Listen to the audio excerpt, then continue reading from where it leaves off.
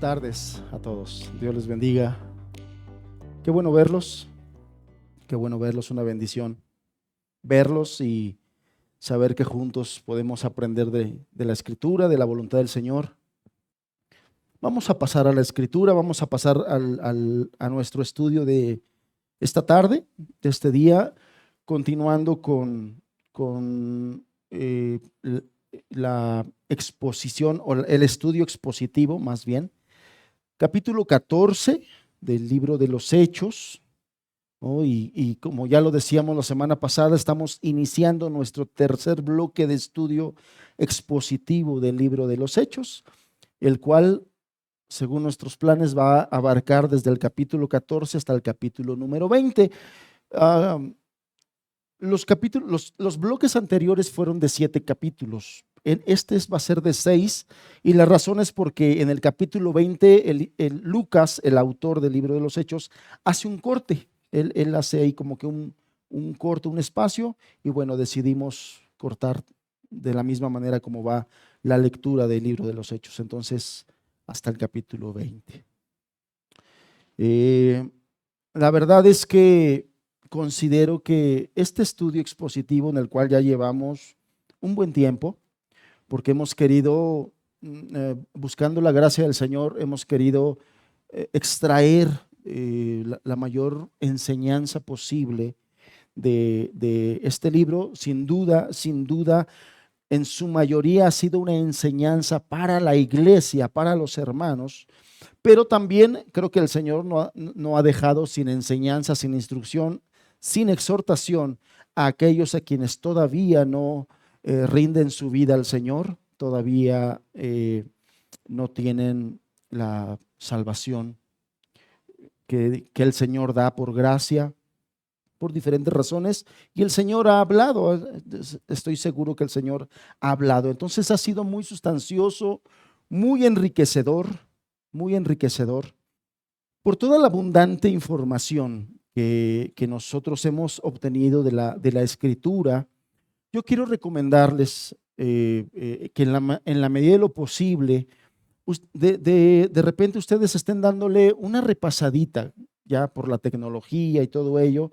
Bueno, pues ya las enseñanzas están en nuestro canal de YouTube, en Facebook mismo, y que de repente le estén dando una repasada, vuelvan a escuchar las enseñanzas, primeras enseñanzas, desde las primeras, desde el capítulo 1, donde sin duda se ponían las bases, explicábamos, y el Señor a través de esos estudios nos mostraba de las partes importantes y en qué poner atención durante todo el estudio que íbamos a estar teniendo del libro de los Hechos, ¿no? Son cosas muy importantes, son cosas muy básicas, y que bueno, por la vasta información y doctrina que hemos estado nosotros recibiendo, pues puede ser hasta natural inclusive que algunas cosas no se nos queden, que las pasemos, y cosas importantes. Y por eso el hecho de estar repasando y estudiando todo hecho es doctrina. Nosotros necesitamos crecer en la doctrina de los apóstoles, como esta iglesia crecía en la doctrina de los apóstoles, y cómo a través de la doctrina la iglesia fue creciendo, fue madurando, se fue desarrollando y fue siendo ese instrumento que el Señor estaba preparando para sus planes definitivamente. Dentro de esas cosas importantes que yo quisiera recordarles antes de iniciar este estudio del día de hoy, algunos puntitos importantes solamente para recordar, es cómo veíamos, aprendíamos que Dios le ha concedido el privilegio de dar a conocer su glorioso evangelio con poder, partiendo desde Jerusalén hasta lo último de la tierra, como lo veíamos en el capítulo 1, versículo número 8.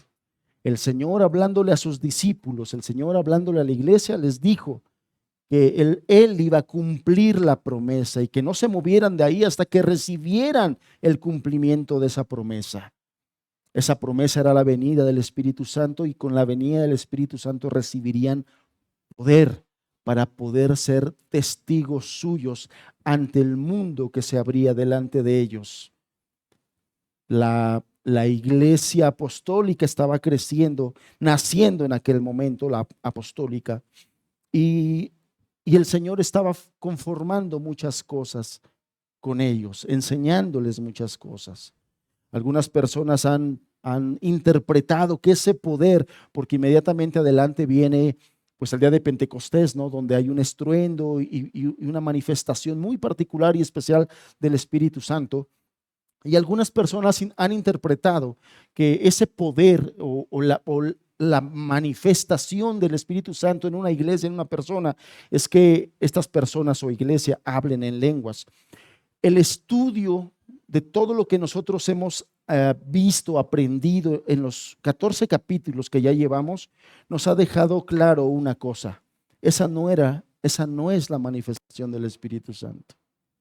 El poder que el Señor derramó en aquellos discípulos a través de la venida del Espíritu era para que la iglesia pudiera testificar y compartir el Evangelio con poder y con valor, valentía, denuedo.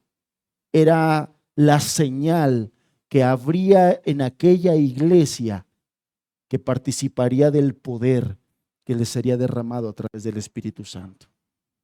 Capítulo tras capítulo vemos cómo ese poder es necesario para compartir el Evangelio en todas las regiones, países, culturas a las que los discípulos se enfrentaban. Y una de las características que vemos es el valor y el denuedo que ellos tenían para compartir el Evangelio. Esto es muy importante tenerlo claro, porque de eso nos ha venido hablando el Señor cada capítulo que nosotros vamos atravesando. La iglesia ha sido a través de los tiempos el instrumento que Dios ha utilizado en su soberana voluntad para manifestar su gloria y su poder. Por lo tanto, hermanos, nosotros como iglesia local aquí en la ciudad de Puebla, no podemos menos que buscar, anhelar, desear eso, ser ese instrumento utilizado por Dios en su soberana voluntad para manifestar la gloria y el poder de Dios, para dar a conocer el Evangelio y la oportunidad que el Señor extiende a través de él a los pecadores. El Señor ha dotado a la iglesia de poder sobrenatural y a veces nos olvidamos de eso. A veces nos olvidamos que el camino de Dios, que el Evangelio es poder de Dios para salvación. El Evangelio es poder de Dios para salvación. Que no se nos olvide, hermanos. Que no se nos olvide que cada que la iglesia se reúne a adorar al Señor, cada que la iglesia se reúne a proclamar el Evangelio, su voluntad es poder de Dios para salvación. Y es nuestra responsabilidad estar buscando cada día más y más de la llenura del Señor para poder ser herramientas, instrumentos útiles. Vasos de barro, sí, pero útiles en las manos del Señor. El Señor dijo que las puertas del Hades no prevalecerían contra su iglesia. Esa es una gran promesa, una gloriosa promesa que tenemos y que cada día es nuestra responsabilidad buscar del Señor para que eso se siga cumpliendo y se siga cumpliendo. En tanto, el amor que el Señor tiene por esta iglesia, que dio su vida para redimirla de sus pecados, actualmente la santifica y la purifica por medio de su palabra, a fin de presentársela a sí mismo una iglesia que no tenga manchas ni arruga, como el apóstol Pablo nos lo decía ya en el capítulo 5 de la carta a los Efesios. El valor que Dios le dio a la iglesia, el propósito que Dios tiene con su iglesia, es lo que nosotros aprendemos en el libro de los Hechos. Lo que Dios quiere hacer y lo que puede hacer a través de su iglesia.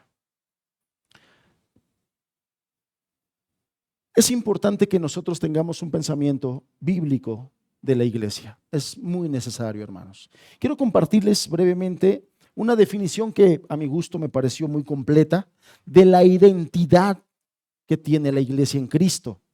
Es esta.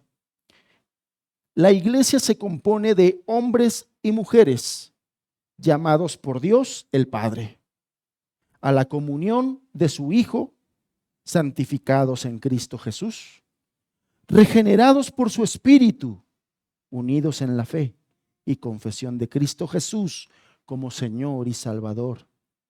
Donde haya tal comunión, allí está la iglesia de Dios. Donde haya tal comunión, allí está la iglesia de Dios. Esta es la identidad de la iglesia en Cristo Jesús. Y no olvidemos que la iglesia tiene una misión. Y para esa misión, Dios ocupa siervos capacitados por Él. De hecho, es parte de lo que hemos estado estudiando en el capítulo número 14. La verdad es que es un capítulo muy intenso, muy sustancioso, el capítulo 14 que estamos estudiando.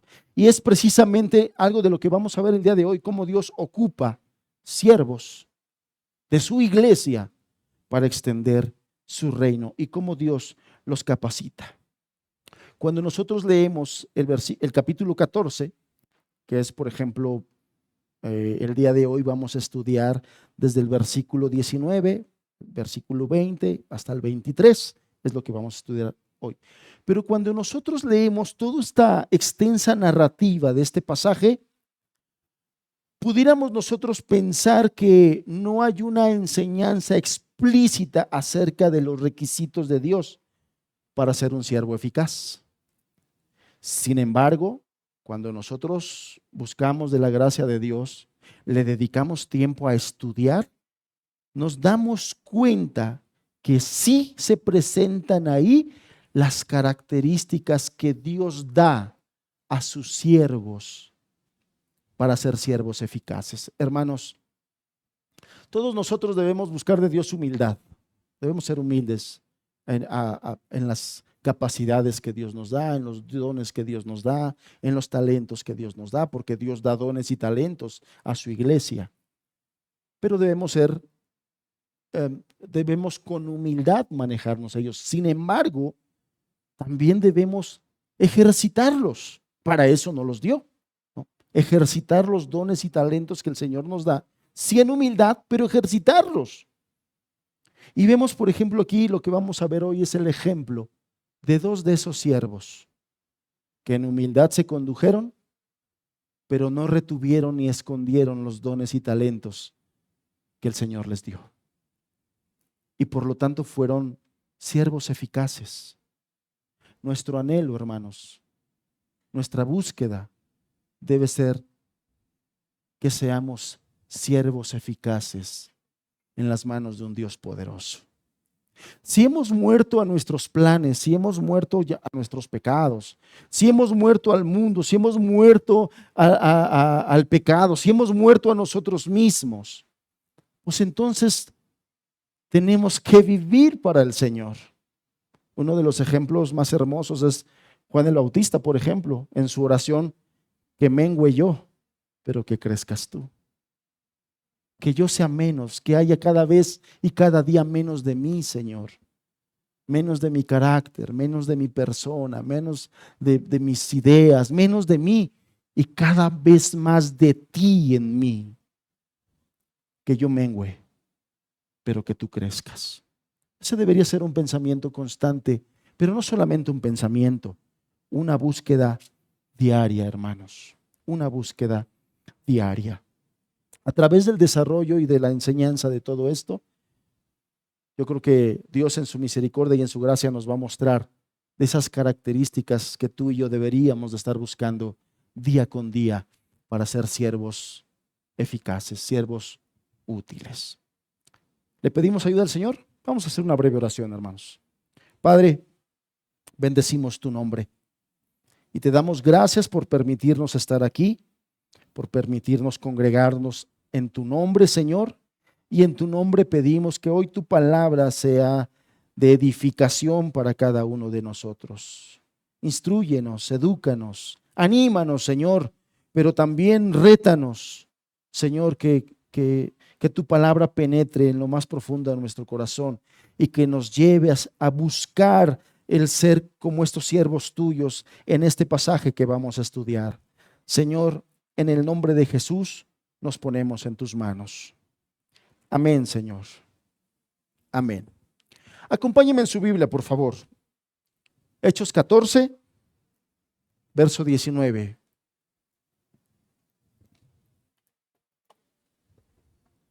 Hechos 14, verso 19 en adelante. Dice así: entonces vinieron unos judíos de Antioquía y de Iconio, que persuadieron a la multitud, y habiendo apedreado a Pablo, le arrastraron fuera de la ciudad, pensando que estaba muerto. Pero rodeándole los discípulos, se levantó y entró en la ciudad. Y al día siguiente salió con Bernabé para Derbe. Y después de anunciar el evangelio a aquella ciudad y de hacer muchos discípulos, volvieron a Listra, a Iconio y a Antioquía, confirmando los ánimos de los discípulos, exhortándoles a que permaneciesen en la fe y diciéndoles: es necesario que a través de muchas tribulaciones entremos en el reino de Dios. Y constituyeron ancianos en cada iglesia, y habiendo orado con ayunos, les encomendaron al Señor, en quien habían creído. Hemos estado diciendo y repitiendo que esta serie es una serie expositiva. Y una de las características del estudio expositivo es que es necesario que nosotros nos apliquemos a la enseñanza del texto, de tal manera que extraigamos la enseñanza que Dios dejó aquí. Es decir, que en el estudio expositivo no es como que, a ver, ahí les dejo unos versículos y cada quien imagínese qué cosa es lo que dice ahí. Eso no es la enseñanza expositiva. La enseñanza expositiva no es, a ver, tú qué interpretas, tú qué interpretas, tú qué interpretas, y cada quien digamos lo que se nos ocurre pensar de cada versículo. No. Una de las reglas importantes de interpretación de la Biblia es entender que Dios dijo lo que dijo. Eso es importante, hermanos. Eso nos va a guardar del error, de las herejías, Dios nos libre. Eso nos va a guardar de dar nuestras propias interpretaciones. Lo que hace crecer a un individuo, a un creyente y a una iglesia es el consejo de Dios, no el mío, no el de una persona, no la interpretación mía. Lo que hace crecer en madurez, en espiritualidad a un individuo y una iglesia es lo que Dios dijo, porque Dios dijo algo. Y esa es nuestra responsabilidad, entender lo que Dios dijo. Y una de las cosas importantes para entender lo que Dios dijo es que nosotros estudiemos cada versículo en su contexto. Contexto histórico, el contexto circunstancial, quién lo dijo, a quién lo dijo, por qué lo dijo, porque todo eso es lo que Dios dijo. Nosotros, si leemos de manera aislada o de manera literal las cosas que no son literales, nos vamos a equivocar, hermanos.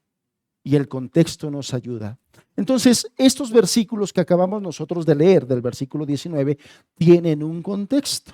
Y el contexto más inmediato es lo que nuestro hermano Julio nos compartió la semana pasada y la semana antepasada, y lo que vamos a seguir estudiando en las semanas próximas, si Dios nos permite.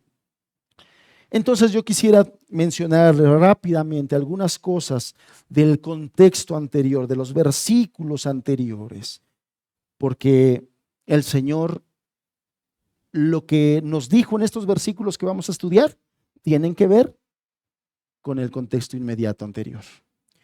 ¿Cuál es el contexto inmediato anterior? Todos se acuerdan. Llegó Pablo, llegó Bernabé, llegaron a un lugar en Listra, y dice que vieron a un hombre ahí que no caminaba desde su nacimiento.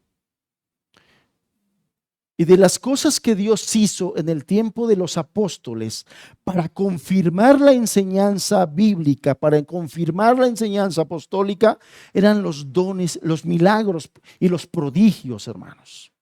Los milagros y los prodigios provenientes de Dios para confirmar que Dios respaldaba a esos varones que hablaban el evangelio. Y el apóstol Pablo vio la oportunidad al ver ahí un hombre enfermo, lo sana, se levanta a la vista de muchos. Pero como era una ciudad muy pagana, que muy probablemente no habían escuchado del Dios vivo y verdadero, la primera reacción de ellos fue relacionar ese acto con dioses paganos. ¿Y todos se acuerdan cómo le llamaron a Pablo? ¿Cómo le llamaron a Bernabé? ¿Sí se acuerdan? No, Venus, no. A ver. Vamos a leerlo para... Dice el verso número 12, y a Bernabé llamaron Júpiter, y a Pablo Mercurio, porque este era el que llevaba la palabra, Júpiter y Mercurio. Inmediatamente lo relacionaron con sus dioses paganos. Y bueno, ya saben lo demás. Ellos dijeron, no, hermano, no, varones, nosotros no somos eso. Y les empezaron esa fue la oportunidad para empezarles del Dios que ellos no conocían. Sin embargo, en todo este relato, desde el versículo número 1, hay cosas muy importantes, características de estos siervos de Dios, de esta iglesia que estaba haciendo luz para aquellas naciones que vivían en tinieblas y en obscuridad, hermanos. Características que es importante no dejarlas pasar, porque son características que Dios quiere formar en nosotros.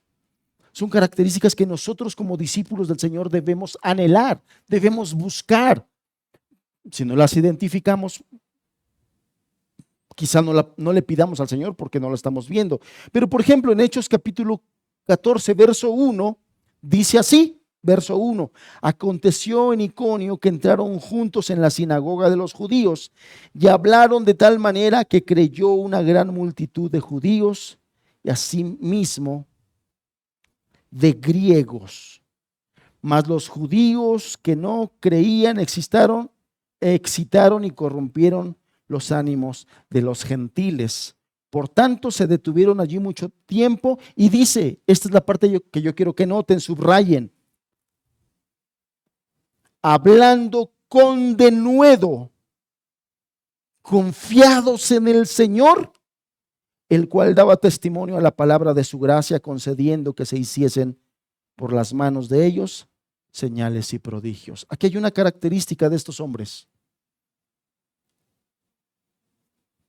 En medio de la adversidad, porque el momento no estaba fácil, dice que aquellos judíos excitaron y corrompieron los ánimos de los gentiles contra los hermanos. O sea, la gente se puso dura, difícil, brava, como decimos acá. No estaban amigables, no estaban receptivos en ese momento. Y sin embargo, estos varones no se amedrentaron por el momento. Confiaron en su Señor y hablaron con denuedo. Hablaron con denuedo. ¿Todos recuerdan? Ya explicamos qué es denuedo. Denuedo es esa cualidad esencial sin la cual no se puede lograr nada importante para el evangelio. Es lo que permite a los creyentes persistir frente a la oposición. Eso es denuedo. Eso es denuedo. ¿Cuántos de nosotros, hermanos, le queremos así como que temerosos, le compartimos a la tía y la tía en su papel de tía nos regaña? Pero tú estás loco, si mis padres te enseñaron la religión y ahora tú qué andas haciendo. Y eso te amedrenta y jamás le vuelves a hablar a la tía del evangelio. O en la reunión familiar donde está esa tía, ya no te atreves a hablar porque la tía te va a volver a regañar. Hermanos, necesitamos denuedo. Necesitamos esa característica. Dice aquí que permite a los creyentes persistir a pesar de la oposición. No sé cómo nos vengan las cosas en México, hablando del evangelio y de la iglesia, con los gobiernos que estamos teniendo, hermanos. Las cosas no se están poniendo fáciles. No sé si tú lo sepas, pero la semana pasada, oscuritas, ya aprobaron la ley donde ya es delito. Era una propuesta. Al día de hoy ya es ley. Ya es delito que un pastor quiera convertir a una persona que se cree, a una persona homosexual, que la aconseje y la quiera ayudar a regresar a la cordura. Ya es delito, ya es cárcel, hoy ya es cárcel. No sé si lo sabías. La semana pasada todavía era una propuesta que estaba ahí. En lo oscurito la semana pasada ya la aprobaron y ya es ley. Ya es ley. El diablo con sus hijos en el gobierno ya están acomodando todas las cosas para poner las cosas cada vez más complicadas a la iglesia. Sin embargo, ¿qué es lo que nos va a ayudar a nosotros a no decir, ay, es que ya me vayan a meter a la cárcel por denuedo, hermanos? Denuedo, valor. Y dice aquí, confiados en el Señor. ¿Qué es lo que sustenta el denuedo? La confianza en el Señor, hermanos. Sabiendo en quién creímos, sabiendo quién nos manda, sabiendo quién está con nosotros. Y si llegamos a caer en la cárcel, hermanos, sabiendo quién está con nosotros, aún ahí, y con qué propósito lo está haciendo. ¿Y con qué propósito lo está haciendo? Denuedo necesitamos, denuedo necesitan los creyentes para que nosotros podamos extender el evangelio y el reino de Dios. Pero no solamente denuedo, hermanos. Fíjense el versículo número 11. Versículo número 11 y versículo número 12 dice: entonces la gente vio lo que Pablo había hecho. Alzó la voz diciendo en lengua icaónica: dioses bajo la semejanza de hombres han descendido a nosotros. Y a Bernabé llamaron Júpiter y a Pablo Mercurio, porque este era el que llevaba la palabra. Fíjense cómo la gente los empezó a aclamar como dioses, como dioses, junto con el poder y los resultados en el servicio de Cristo. A veces viene la tentación del orgullo. Si Pablo y Bernabé no estuviesen llenos de Dios, de su espíritu, si no hubiese temor en su corazón, seguramente los dos se hubieran quedado viendo así como que, mira, ya la hicimos. A esto los dominamos rapidito porque ya nos consideran sus dioses. Y eso es lo que muchos han hecho el día de hoy. Se aprovechan de algún conocimiento que tienen de la palabra y empiezan a hacer ahí su pequeño imperio terrenal, aprovechándose de la gente. Es una tentación, definitivamente es una tentación.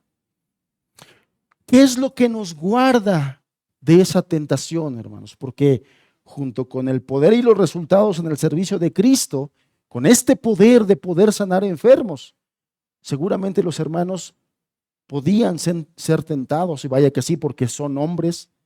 Elías, un hombre sujeto a pasiones, seguramente Pablo también, seguramente Bernabé también, sujetos a pasiones, seguramente tentados, pero lo que los guardaba de todo ello era humildad. En el servicio a Dios, hermanos, necesitamos que Dios nos ayude a ser humildes, que Dios nos ayude a reconocer nuestras debilidades, nuestra escasez, que con humildad nosotros veamos lo que Dios quiere hacer a través de nosotros, pero siempre nos mantengamos en esa humildad. A menudo es difícil reconocer que los resultados que obtenemos se derivan del poder de Dios, no del ingenio humano, no de la capacidad humana. Todo viene del Señor. Todo viene del Señor, todas nuestras capacidades, todo lo que nosotros podamos hacer, todo el talento que podamos tener, todo viene del Señor y todo es para su gloria y todo es para su honra, porque el Señor de todas las cosas es Él, no nosotros. El Señor de todas las cosas es Él y no nosotros. Bien, aquí vemos ya dos características importantes. En el desarrollo de lo que vamos a ver, verso 19, vemos algunas características más. Acompáñame al versículo 19, al versículo 21. Dice así: entonces vinieron unos judíos de Antioquía y de Iconio, que persuadieron a la multitud, y habiendo apedreado a Pablo, le arrastraron fuera de la ciudad, pensando que estaba muerto. Pero rodeándole los discípulos, se levantó y entró en la ciudad, y al día siguiente salió con Bernabé para Derbe. Y después de anunciar el evangelio a aquella ciudad y de hacer muchos discípulos, volvieron a Listra, a Iconio y a Antioquía. Una de las tentaciones en las que nos enfrentamos cada que nosotros nos sentamos delante de nuestra Biblia a estudiarla es que por la premura, por la prisa, por muchas cosas dejemos pasar cosas importantes que Dios nos está enseñando o que Dios nos quiere enseñar. Y las dejamos pasar, hermanos, por no poner atención a las cosas valiosas que están aquí. Pero por ejemplo, en este versículo dice que el verso 19, entonces estuvieron unos judíos de Antioquía y de Iconio que persuadieron a la multitud, y habiendo apedreado a Pablo, lo arrastraron fuera de la ciudad, pensando que estaba muerto. ¿Cómo dejaron al apóstol a tal punto que la gente que lo iba arrastrando, para sacarlo de la ciudad, que lo tenían ahí cerquita, que lo tenían ahí ante sus ojos, les dio la idea de que el apóstol estaba muerto? ¿Cómo lo habrán visto? Porque dice que lo apedrearon. ¿De qué manera lo habrán apedreado? Que los que estaban ahí cerquita viéndolo dijeron, este ya no está, ya no lo echamos. ¿De cómo lo habrán visto? Que la gente que lo veía así de cerquita pensó que estaba muerto. Seguramente lo dejaron muy mal. Seguramente lo dejaron muy mal. Algunos han interpretado que muy probablemente lo mataron y el Señor lo resucitó. Sin embargo, el mero hecho de que la Escritura diga que pensaron que estaba muerto, a algunos otros les da la evidencia para decir, no, no estaba muerto, no lo resucitó el Señor. Lo dejaron muy mal, al punto que la gente que lo veía así de cerquita dijeron, este ya está muerto. Bueno, el punto es que después dice, verso 20, que llegaron los discípulos allá fuera de la ciudad donde lo habían dejado, lo rodearon y él se levantó, entró a la ciudad y al día siguiente salió con Bernabé para Derbe. Son de esas cosas que el denuedo y la confianza en el Señor hacen en un humano. Para nada la gloria a Pablo en esto de, qué superhombre sasasazo. Porque imagínate cómo lo dejaron y no. La confianza en el Señor y el denuedo que Dios había puesto en él fue lo que, después de estar como muerto en la manera en que fue apedreado, no eran piedritas, hermano, lo que los judíos utilizaban para lapidar a una persona. No eran piedritas. No agarraban así como que no sé cuántos de nosotros de niños agarramos la liga con las cascaritas de naranja, ¿no? No sé si se acuerda. No, no, no, eran rocas, eran piedras grandes, inclusive algunas con dos manos. Eso es lo que dice la tradición y la cultura. Esa era la manera en que los judíos lapidaban a una persona. El apóstol quedó muy mal. Y aquí el verso 20 dice, se levantó. A lo mejor dices, bueno, se levantó. Y pudiéramos nosotros decir, ¿quién en su sano juicio se vuelve a meter a esa ciudad donde lo sacaron como muerto? El denuedo que el Señor puso en aquella persona llamada Pablo, fue lo que ese hombre, sin más ni más, se regresó, se limpió, y en lugar de agarrar para allá, yo lo pienso y así como que una persona hablando en términos humanos, hubiera dicho, hermanos, sáquenme de aquí, por favor. Me siento muy mal, estoy muy mal y escóndanme de esa gente porque pegan duro. No me permitan que me vuelvan a ver. Sáquenme de aquí. En términos humanos eso es lo que se haría. Pero en términos de Dios, el hombre se sacudió y se regresó a la ciudad. ¿A qué regresó? Al día siguiente, ni siquiera inmediatamente, sino que hasta el día siguiente salió con Bernabé para Derbe. Verso 21. Y después de anunciar el evangelio en aquella ciudad.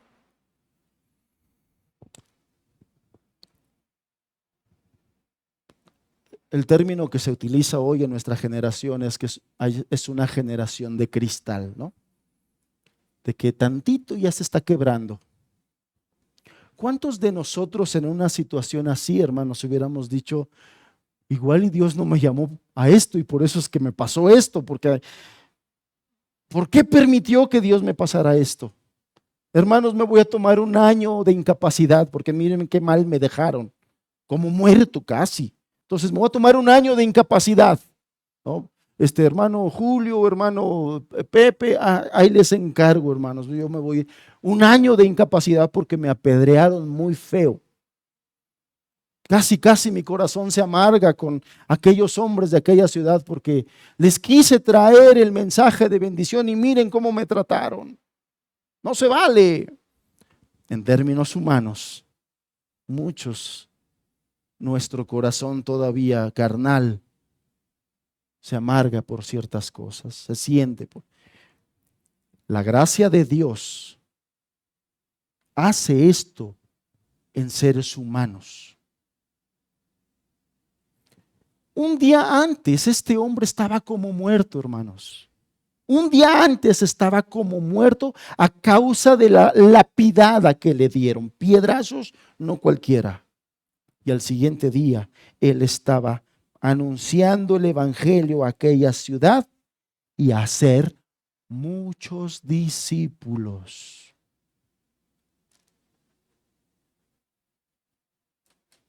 ¿Cuántos recordamos aquella condición del Señor Jesús cuando él en su ministerio estaba anunciando y predicando?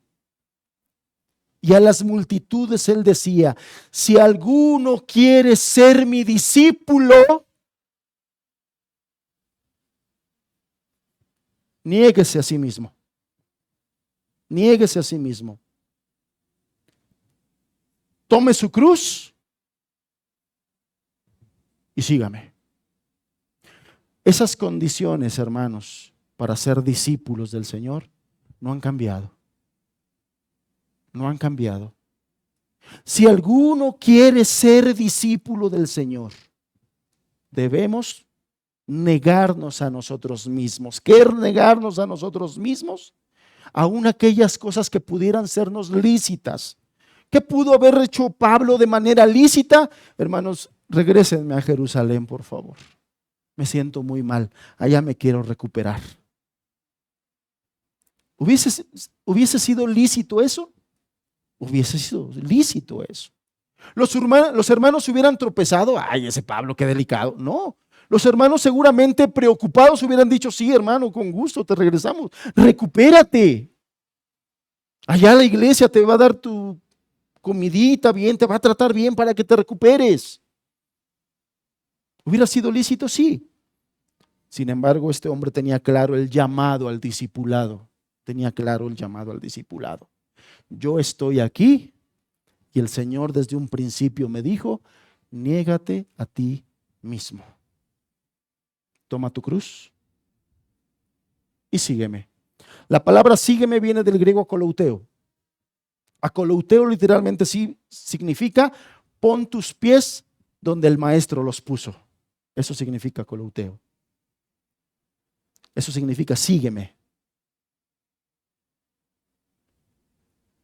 Literalmente significan aquellas palabras que el Señor dijo, si con el árbol hicieron esto, ¿cuánto más con las ramas?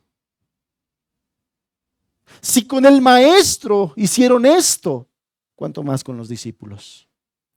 ¿Cuánto más? Pero de repente ese tipo de enseñanzas se nos olvidan, hermanos. Acabamos de pasar 6 meses de estar aprendiendo acerca de la gracia de Dios en la vida del creyente. Y qué hermoso es entender que aún en nuestras fallas el Señor nos ayuda, nos perdona, nos levanta. Pero no debemos cuidar de caer en la tentación de enfocarnos solamente en eso. Era necesario hablar de eso, sí era necesario. Pero el panorama general es, sí, cuando fallamos y todo eso, Dios es bueno, Dios nos ayuda, Dios nos perdona, Dios nos restaura. Sin embargo, Él también espera de nosotros que nos neguemos a nosotros mismos, como discípulos del Señor, que nos neguemos a nosotros mismos, que renunciemos a aquellos hábitos carnales, de estarnos quejando cada ratito porque nos pasó esto, porque nos pasó lo otro. Que aprendamos a tomar nuestra cruz y que caminemos con Él siguiendo sus pisadas. Siguiendo sus pisadas. Es preocupante, hermanos, que muchos creyentes nos enfoquemos más en nuestros propios objetivos personales que en el reino de Dios, que en extender el reino de Dios, que en enfocarnos en estar ganando a aquellas personas que están perdidas a través del Evangelio. A través del Evangelio. ¿Qué es lo que vemos en este verso 19? Los judíos se indignaron al encontrar a los 2 misioneros proclamando otra vez el Evangelio. Actuaron de inmediato, persuadieron a la multitud pagana y después de haber apedreado a Pablo, le arrastraron fuera de la ciudad pensando que estaba muerto. Aquí Lucas no detalla los argumentos que estos judíos utilizaron para convencer a la multitud pagana contra Pablo y contra Bernabé, pero sin lugar a duda lograron su objetivo. Lo vemos. Algunas de las mismas personas que habían querido adorar a Pablo como un Dios se volvieron semejante a él. Esto es muy particular, hermanos. Porque en un momento vimos a varias personas queriéndolos adorar como dioses, pensando que estaban en sus mismos objetivos. Los idealizaron. Estos son dioses, los idealizaron. Como son dioses, como es Júpiter y todos ellos, seguramente nos van a venir a ayudar. Se emocionaron. Pero tantito después Pablo y Bernabé se movieron de sus expectativas Y esta gente cambió. Y esta gente cambió así. Y cambió al punto de quererlos matar a pedradas. De quererlos matar a pedradas. Esta misma ligereza que vemos aquí de estas personas nos trae al recuerdo a aquellos habitantes de Jerusalén que cuando Jesús entró en esa entrada triunfal, lo saludaban y lentaban y movían sus palmas dándole la bienvenida a Jesús, pero tantito se movió Jesús de sus expectativas y unos días después ya estaban pidiendo que lo crucificaran. Exactamente lo mismo. Y aquí vemos a ellos padeciendo esto. Bueno, ¿qué enseñanza nos da? Hermanos, cuando nosotros servimos al Señor y cuando nosotros predicamos la gracia del Señor y predicamos todo ello, mucha gente dice, qué bonito habla, qué bonito, me gusta cómo lo dice, pero en cuanto le empiezas a confrontar con su vida mala, cuando lo empiezas a confrontar con sus pecados, te mueves de sus expectativas y entonces ya no les caes tan bien como en un principio les caías. Y no te apedrean nomás porque no pueden, pero si pudieran, lo hacen. Pero te calumnian, murmuran contra ti, te dejan en mal delante de otros, porque ya no estás alineado a sus expectativas. Porque en un principio te idealizaron y después se dieron cuenta que no concordaban con tus ideas, con sus ideas, y entonces ya no les caen tan bien como en un principio. Eso no lo podemos esperar. No lo podemos esperar. ¿Qué más vemos en estos pasajes? Bueno, la mayoría habría tomado algún tiempo para recuperarse. Pablo no. Al mismísimo día siguiente salió con Bernabé para Derbe. Y este trayecto era un trayecto de 64 kilómetros a pie. 64 kilómetros a pie, voluntariamente decidió caminar este hombre que un día antes estaba como muerto por la lapidación que vivió. ¿La humanidad de Pablo? No. La gracia y el poder de Dios obrando en él. Cuando un hombre se consagra, cuando una mujer se consagra al Señor, Dios deja ver su poder a través de él. Este poder no era de Pablo. Este poder era del Dios a quien Pablo servía. Y esto es lo que el Dios puede hacer cuando le buscamos y cuando nos consagramos, hermanos. Cuando le buscamos, cuando nos consagramos. Para alguien en la condición de Pablo, el viaje seguramente debió ser muy doloroso. Sin embargo, él, por voluntad propia, no quiso perder ni un solo día en la extensión del reino de los cielos. Y eso es lo que pasa, hermanos, cuando alguien trae el reino de los cielos en su corazón. Cuando el reino de los cielos y el nombre del Señor es lo más importante en su vida, lo más importante en su vida. A veces se nos olvida que el primer mandamiento está por algo, hermanos. El primer mandamiento: ama al Señor tu Dios con toda tu alma, con todas tus fuerzas, con toda tu mente, con todo tu corazón, todo tu ser. Es lo que el Señor demanda de nosotros y no menos. Pero a veces se nos olvida y empezamos a poner otras prioridades antes que el reino de Dios, hermanos. Para el creyente, la prioridad suprema debería ser el reino de Dios. Que la gente conozca al Dios vivo y verdadero, que dio a su Hijo como propiciación por sus pecados para darle vida eterna. Esa debiese ser nuestra grande prioridad por encima de cualquier otra. Que Dios nos ayude. Que Dios nos ayude, porque a veces ponemos otras prioridades y nos conformamos con que ya voy ya el domingo ayudo con algo, por ahí ayudo ya con algo.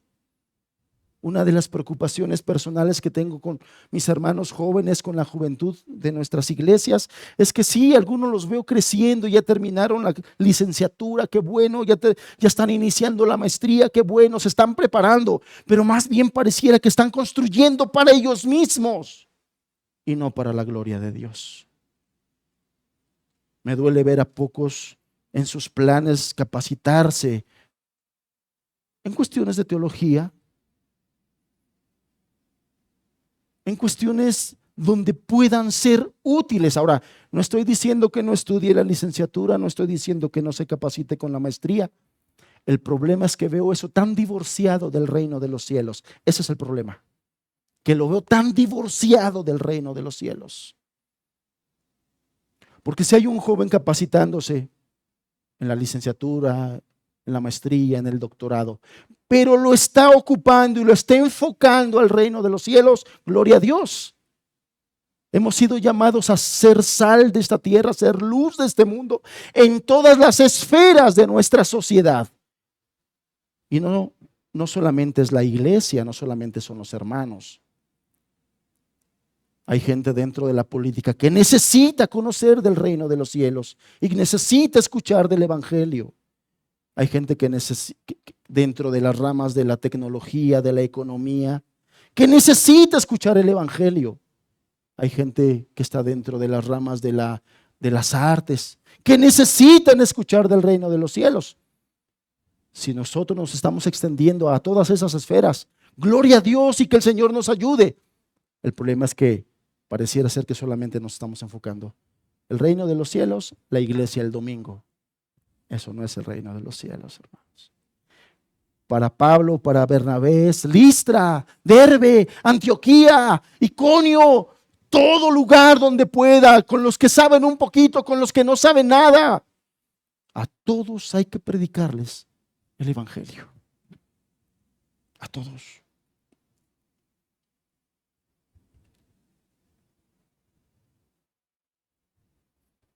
Pablo vio que en ese lugar la predicación del evangelio como que se había cerrado un poquito y él de manera sencilla dijo, vámonos a otro lugar. Allá seguramente el Señor nos ayudará para que nos escuchen. Pero nada lo intimidó, ni siquiera que lo pedrearan casi hasta matarlo. No dijo, a ver si en Derbe no me pasa lo mismo. No, vamos. Allá también hay gente que necesita escuchar. Este hombre tenía una característica dada por Dios: persistente y comprometido. Era persistente y comprometido. Persistencia y compromiso es una de las cosas, de las cualidades y virtudes que poco vemos hoy en día, hermanos. Persistencia y compromiso. Una de las cosas por las que yo creo que muchos de nuestros hermanos no están formando familias piadosas a través de un matrimonio es porque no quieren compromiso. Y por eso es más fácil absorber las filosofías, ideologías mundanas donde no, pues soy joven, aprovecho mi juventud, me divierto, conozco. ¿Para qué me meto en problemas de aguantar a una persona que ni mi familia es? Chamacos, no hombre, ¿para qué arruino mi vida con hijos? Ese es el pensamiento mundano de allá afuera. Y el mandamiento del Señor a todos es: fructifica y multiplícate. Por esto dejará el hombre a su padre y a su madre y se unirá a su mujer y serán una sola carne. Una de mis preocupaciones es: ¿por qué le tienen miedo al compromiso, hermanos? Una característica del siervo eficaz en el reino de los cielos es persistencia y compromiso. Persistencia y compromiso. Seguimos adelante. Verso 21. Y después de anunciar el evangelio a aquella ciudad y hacer muchos discípulos, volvieron a Listra, a Iconio, a Antioquía, verso 22, confirmando los ánimos de los discípulos, exhortándoles a que permaneciesen en la fe y diciéndoles: es necesario que a través de muchas tribulaciones entremos en el reino de Dios. Y constituyeron ancianos en cada iglesia, y habiendo orado con ayunos, les encomendaron al Señor en quien habían creído. ¿Qué otra característica vemos de estos hombres, siervos eficaces en el reino de Dios? Tenían cuidado por las personas, principalmente de aquellas que buscaban al Señor, preocupadas no por ellos mismos. Ya vimos que su vida misma no les preocupaba. ¿Qué potencial tenían de que en esas tierras desconocidas lo volvieran a apedrear? Mucha. ¿Qué porcentaje de probabilidad había de que en esa otra ciudad de Derbe lo volvieran a apedrear? Mucha. Y sin embargo, a riesgo de su propia vida, quisieron ir a ese lugar para confirmar los ánimos de los discípulos. Para confirmar los ánimos de los discípulos. Estoy batallando con el aire, hermanos. ¿Me ayudan con? Se me está moviendo mucho. Por favor, ayúdenme.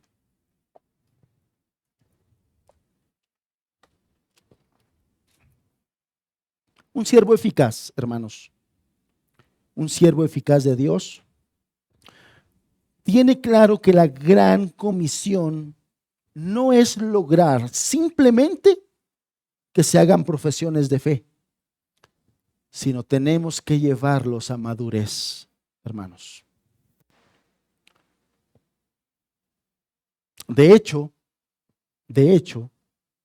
el llamado a ese ministerio hecho por el Señor fue: id y hacer discípulos. Y hacer discípulos es mucho más que lograr que hagan una profesión de fe. Es mucho más que lograr que se arrepientan de sus pecados y crean en el Señor Jesucristo. Es mucho más que eso. Digo, cuando una persona hace eso, el Señor le perdona y le da vida eterna. Así lo enseña la Escritura. Pero no es todo lo que el Señor quiere. El Señor quiere que seamos luz y sal en esta tierra. Y para poder ser nosotros luz y sal, necesitamos crecer. Necesitamos madurar como creyentes. Necesitamos madurar como cristianos. Y es un llamado a todo creyente convertirse en un discipulador. Pero también es un llamado a todo creyente a que crezcamos y maduremos. Tenemos que crecer y tenemos que madurar. Y tenemos que hacernos responsables de las almas que el Señor nos ha encomendado. Y una de esas responsabilidades es llevarlos a madurez a través del discipulado. Instruir, instruir, instruir, instruir y seguir instruyendo, hermanos. Porque la mayor carencia en la vida de un creyente proviene de la ignorancia de la palabra de Dios y obviamente de la desobediencia, ¿no? Porque ¿de qué sirve que sepamos mucho si no lo obedecemos? ¿Estamos de acuerdo? Pero todo proviene de nuestra ignorancia de la palabra de Dios. Todo proviene de nuestro conformismo de decir: ya leí mi Biblia. Hermanos, en estos tiempos ya no es suficiente leer. Tienes que escudriñar. Tienes que profundizar. Tienes que quitarte el miedo de entrar en temas hasta teológicos. Algunas personas todavía le tienen miedo recelo a la palabra teología. Hermanos, teología no es otra cosa más que el estudio profundo de la persona de Dios. Y Dios a través del profeta nos advirtió que si en algo habríamos de jactarnos, que dice, en esto alábese el que hubiese de alabarse, en conocerme y entenderme, dice el Señor. Una de las cosas que más beneficios y provechos en la vida espiritual trae es el estudio profundo de la palabra de Dios para conocer a nuestro Dios. Todos somos responsables de eso. Y bueno, después de anunciar el evangelio aquí en Derbe y de hacer muchos discípulos, los misioneros volvieron a Listra, a Iconio y a Antioquía. Regresaron al mismo lugar donde lo apedrearon. Y una vez completada la obra en Derbe, Pablo y Bernabé volvieron a visitar las 3 ciudades de las que habían salido. El cuidado que Pablo y Bernabé dieron a sus hijos en la fe, participaron al menos 4 elementos. Y de estos 4 elementos, su primera tarea fue confirmar los ánimos de los discípulos. El título de esta enseñanza yo le puse así: ¡ánimo! Dios está con nosotros. Y es que a mí me sorprendió mucho esto, hermanos. Al hombre lo acababan de apedrear. Al hombre lo acababan de medio matar. Al hombre lo rechazaron a donde fue a predicar. ¿Y sabes qué hizo cuando regresó con los hermanos? No regresó, hermanos. Me trataron mal. Me apedrearon. Oren por mí porque mi corazón sea sanado. No, hermanos. Llegó, hermanos. ¡Ánimo! El Señor está con nosotros. El Señor nos ha ayudado. Y el Señor ha confirmado a muchos más creyentes, porque sí se convirtieron en otras ciudades. Muchos creyeron, dice la Escritura. Muchos creyeron, más allá de su propia vida, de su salud y de su bienestar. Lo que hacía feliz al apóstol es ver que la gente respondía al llamado del evangelio, ver cómo Dios respondía a sus oraciones, ves cómo Dios respaldaba la predicación del evangelio. No ves al apóstol: Señor, porque permitiste que me trataran así, porque permitiste que casi me mataran. No, Señor, gracias por haber permitido que esta gente entendiera tu palabra. Gracias por haber tenido misericordia y gracia para que esta gente abriera su corazón y entregara sus vidas a ti. Gracias, Señor. Hermanos, fíjense qué fue lo que pasó. El Señor nos ha ayudado, el Señor nos ha respaldado. Y en aquellas ciudades paganas, el Señor ha levantado un remanente. El Señor ha salvado personas. Era su gusto y su alegría, hermanos. Era su paga, era su salario. Era lo que más a él le conmovía, lo que más a él le alegraba. Que la gente respondía al llamado eterno del evangelio. Se olvidó de las cosas pequeñas de esta tierra. Por eso es que este apóstol podía decir: esta leve tribulación pasajera no se compara con las glorias que tendremos allá arriba.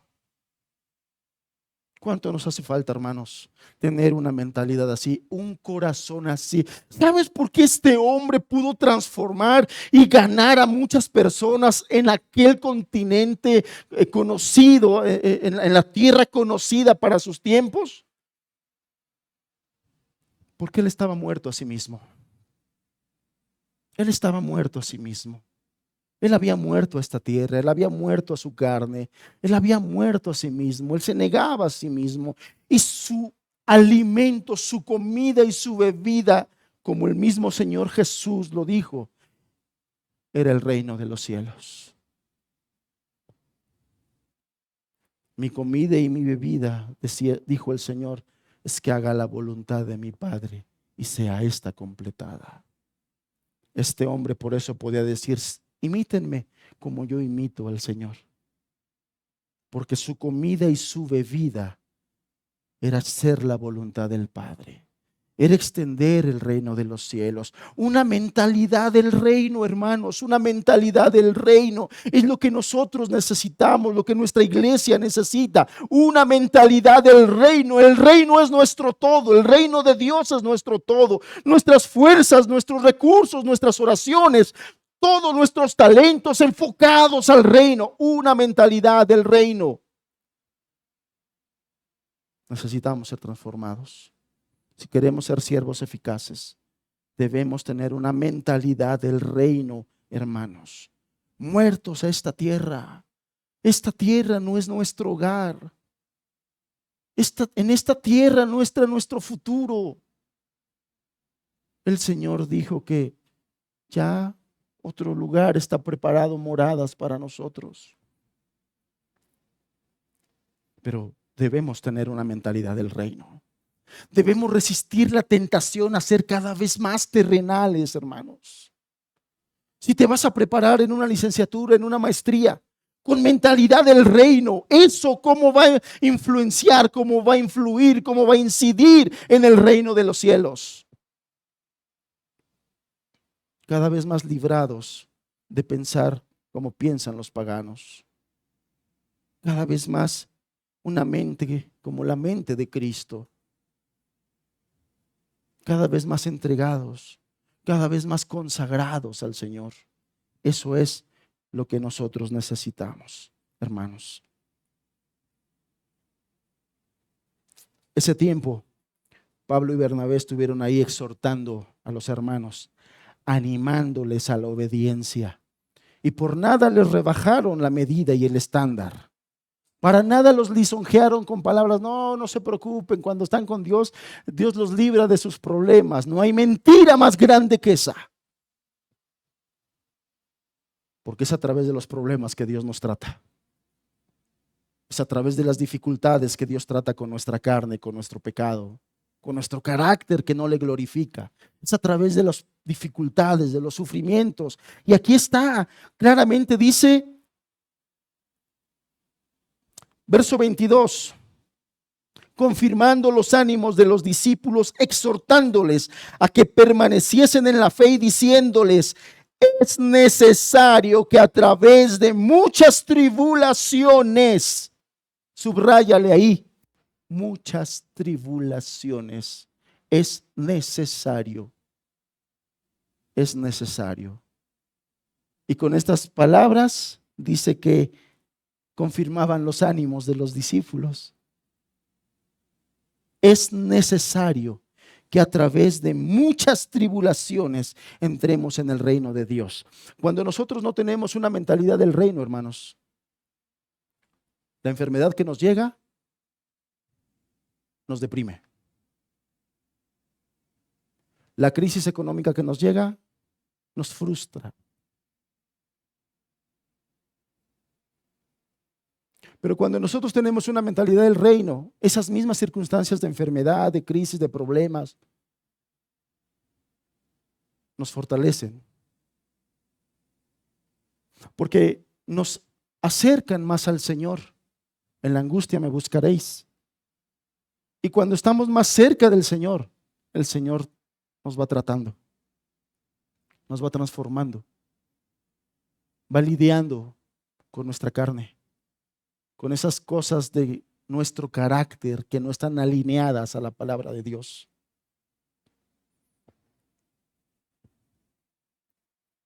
Si alguien le dijo que buscar a Dios es para librarlo de sus problemas, le dio un mensaje equivocado. Le dio un mensaje equivocado. En este mundo el Señor nos va a tratar y nos va a pulir. Cuando Dios nos perdona y nos salva, ahí no está terminada la obra. Ahí comienza la obra del Señor en nosotros. Ahí comienza la obra. Y es necesario, dice, que a través de muchas tribulaciones entremos en el reino de Dios. Es necesario, hermanos. Pero dice el versículo que con estas palabras el apóstol animaba y confirmaba los ánimos y les exhortaba a permanecer en la fe, a no desmayar. Hermanos, no sé qué dificultad estás pasando, no sé qué problema estás pasando. Yo te digo una cosa, ánimo, el Señor está con nosotros. El Señor está con nosotros. Ahora, para aquellas personas que todavía no caminan con el Señor, para que goces de estos privilegios y beneficios, hay una cosa es necesario: arrepiéntete de tus pecados. Arrepiéntete de tu vida sin Dios y busca al Señor con todo tu corazón. Busca al Señor con todo tu corazón. Rápidamente le doy unas notas finales, rápidamente, porque es más importante.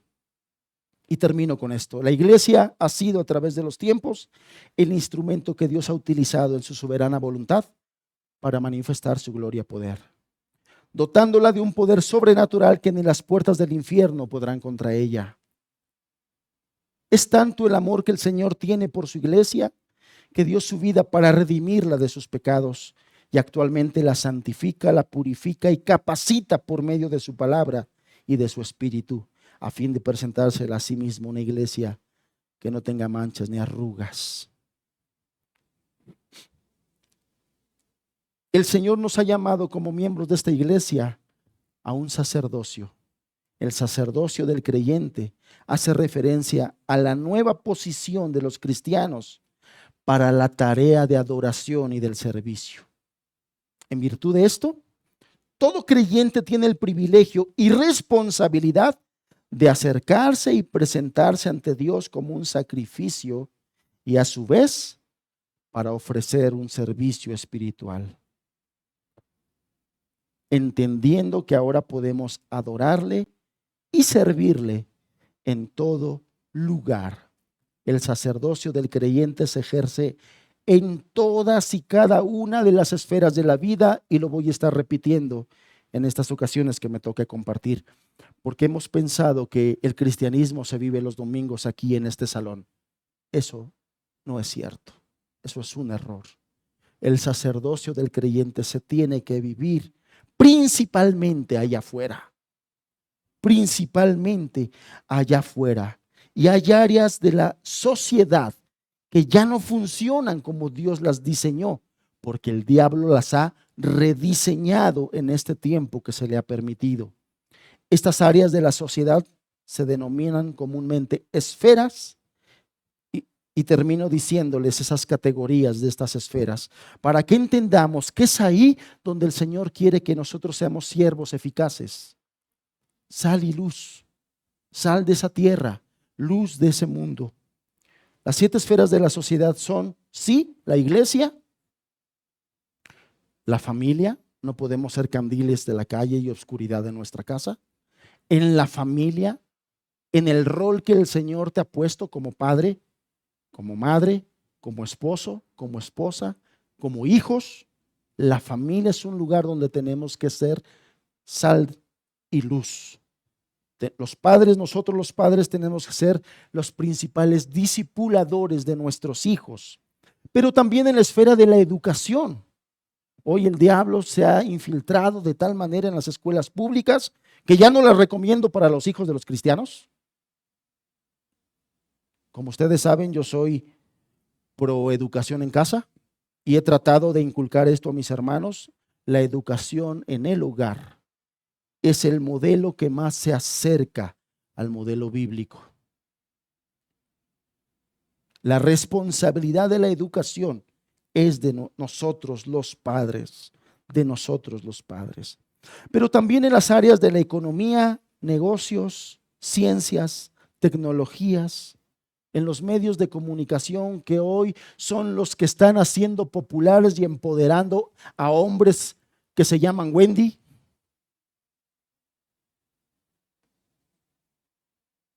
A este prostituto los medios lo han hecho famoso. Y disculpen que lo diga, esa es la razón. A eso se dedica. O se dedicaba, ¿no? Hoy ya anda ahí en otros, ¿no? Los medios de comunicación han sido un medio poderoso para ello, porque los cristianos se los hemos permitido. Se los hemos permitido en los deportes, en las artes y en el entretenimiento. Los cristianos debemos influenciar. Y en otra esfera en la que para muchos es un tabú y quizá casi como pecado, es si un cristiano se mete a la política, es porque es un cristiano ah, que anda desubicado. Es mi convicción que los políticos que hoy tenemos es porque los cristianos lo hemos permitido. Es porque los cristianos le hemos tenido miedo a ser sal y a ser luz en esas áreas y en esas esferas, hermanos. Cuando la Escritura dice debemos ser sal sal de la tierra, a esta tierra se refiere. Cuando la Escritura dice que debemos ser luz del mundo, a este mundo se refiere. Ni más ni menos. Queremos ser siervos eficaces, hermanos. Busquemos de Dios la gracia y el denuedo. Vamos a cerrar nuestros ojos. Padre Santo, gracias por tu palabra que no nos deja estar en ignorancia. Gracias por tu palabra. Gracias por tu exhortación, Señor. Gracias por los ejemplos que has dejado a través de ella, de las cuales nosotros podemos entender que eso es lo que tú quieres en nosotros.